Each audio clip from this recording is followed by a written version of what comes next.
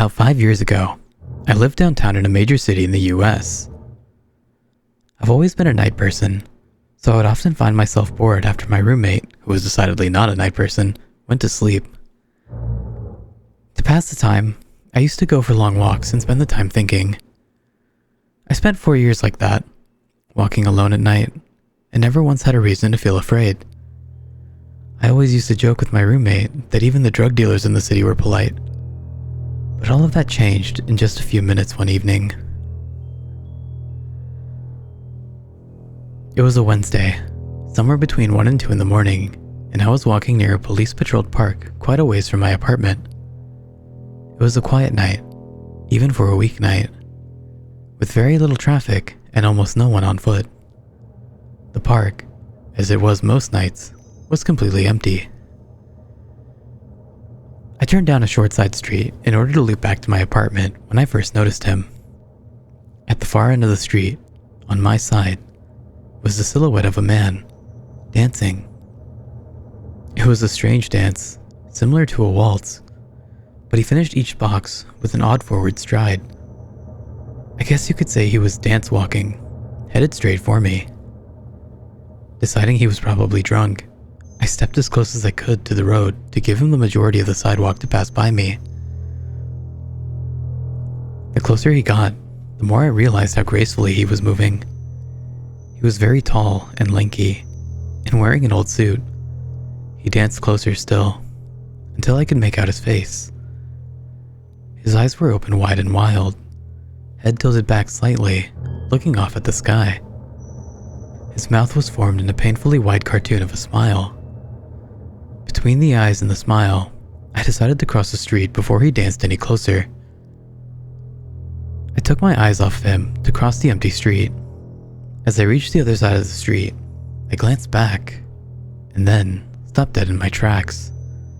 He had stopped dancing and was standing with one foot in the street, perfectly parallel to me. He was facing me, but still looking skyward, smile still wide on his lips. I was completely and utterly unnerved by this. I started walking again, but kept my eyes on the man. He didn't move. Once I had put about half a block between us, I turned away from him for a moment to watch the sidewalk in front of me.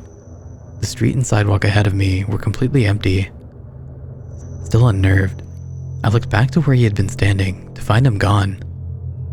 For the briefest of moments, I felt relieved, until I noticed him. He had crossed the street and was slightly crouched down. I couldn't tell for sure due to the distance and the shadows, but I was certain he was facing me.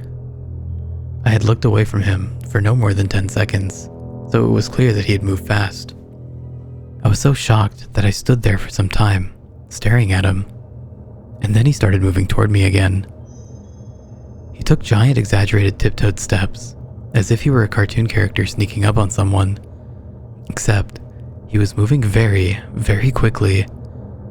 I'd like to say at this point I ran away or pulled out my pepper spray or my cell phone or anything at all, but I didn't.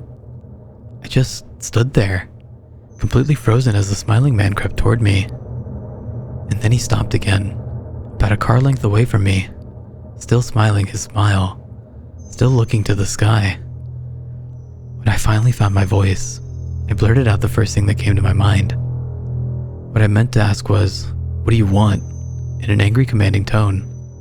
What came out was a whimper. What? Regardless of whether or not humans can smell fear, they can certainly hear it. I heard it in my own voice, and that only made me more afraid. But he didn't react to it at all. He just stood there, smiling. And then, after what felt like forever, he turned around, very slowly, and started dance walking away. Just like that. Not wanting to turn my back to him again, I just watched him go until he was far enough away to almost be out of sight. And then I realized something. He wasn't moving away anymore, nor was he dancing.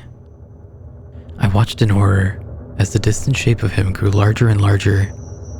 He was coming back my way, and this time, he was running. I ran as well. I ran until I was off to the side of the road and back onto a better lit road with sparse traffic. Looking behind me then, he was nowhere to be found. The rest of the way home, I kept glancing over my shoulder, always expecting to see his stupid smile, but he was never there. I lived in that city for 6 months after that night, and I never went out for another walk. There was something about his face that always haunted me. He didn't look drunk. He didn't look high. He looked completely and utterly insane. And that's a very, very scary thing to see.